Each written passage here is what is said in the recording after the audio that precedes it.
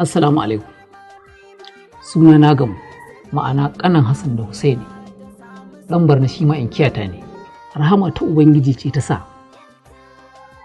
muka gaji wannan magani na HIV ƙarƙashin kakanmu sarkin aska Abdallah, wanda ke garin Katsina a halin yanzu.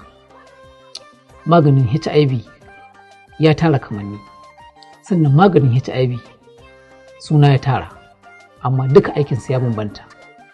Mutum ba zai sani ba har sai ya karɓe shi. Akwai masu magani, akwai 'yan magani, har ma daga cikin 'yan maganin ne wasu sukan amfani da lokaci ƙalilan, sukan ƙayyade wa mutum mai cutar HIV suna cewa wai har ma zai warke.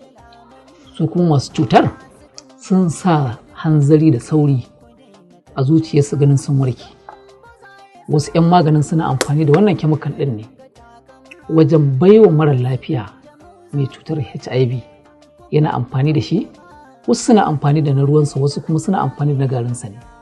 Amfanin wannan chemical ɗin a jikin mutum, in har suka bai mutum, in ya je asibiti a ranar likita ya auna ba zai ga cutar ba, bayan kwana 2 yana komawa kuma zai same ta.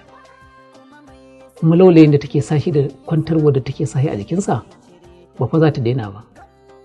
To maganin mu duka ba irinsa bane ba. Idan muka baka maganin HIV a ƙarƙashin wannan cibiya ta Al-Mubaraka, cikin yardar Allah har ka ƙara rayuwarka, ba ka ƙara zuwa a gwada a ganta ba, ko ka ƙara ganin ta kwantar da kai, ko kuma hasali ma a ce an ganta a jikinka. Cikin hukuncin Allah, tuntuni maganin yake kore cutar daga jikin mutum ta ƙone ta zama tarihi. Yadda Allah Ubangiji ya yarda da wannan maganin wajen cutar sikila yake aiki a jikin mai ita, in har mai cutar ya yi amfani da shi zai sha mamaki. Domin namiji ko mace, yaro ko babba, ko ma'aurata waɗanda suke ɗauke da cutar kuma suke gudun haifar yaro mai ita, Allah cikin ikonsa suka yi amfani da shi, baya barin cutar ta yi nasara a jikinsu. Cikin hanzari maganin yake ratsa jininsu, cutar sikila ta ƙone daga jikinsa da yardar Allah. Naira 5,000 ne kacal abin sadaka nasa.